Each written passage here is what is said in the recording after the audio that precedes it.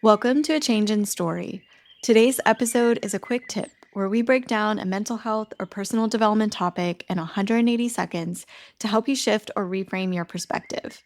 Today's topic is the relationship between anxiety and excitement, and how you can actually sometimes use excitement to help counteract the effects of stress in situations where you need to perform.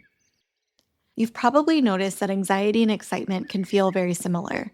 That's because they stimulate similar responses in your brain and overall nervous system.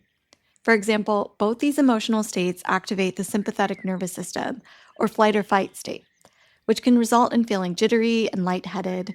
You might even start to sweat or feel flushed, and your heart rate can increase. However, while these two states can feel very similar, where you can spot the difference between anxiety and excitement is in the thoughts that are coming up, or the way that you're looking at a certain situation. Anxiety, for example, wants to keep you safe, so it might tell you all the things that could go wrong, or how you could embarrass yourself, or how you might fail. It likely wants you to avoid the situation so you don't get hurt, or be so prepared that you risk minimal damage. If we're leaning more into anxiety, it can heighten feelings of nervousness and self-doubt. We might also start talking ourselves out of a situation or start to question whether we can even do the thing. Excitement, on the other hand, will frame the situation as something to look forward to or to move toward. For example, excitement can sound like, I've got this. This is going to be so much fun.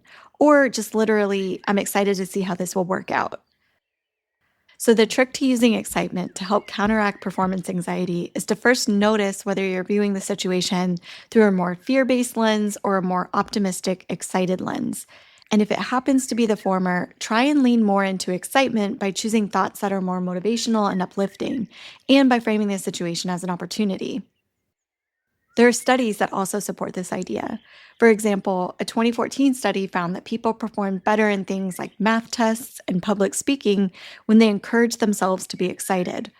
The research also found that the instinct to try and calm oneself down or relax in these types of situations actually didn't work as well as creating a sense of positive anticipation. The study author noted that even if people don't believe it at first, saying I'm excited out loud increases authentic feelings of excitement.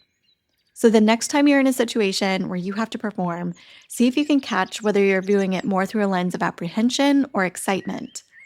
And if you notice more apprehension or anxiety, you can always try reframing it as excitement by shifting your perspective and self-talk.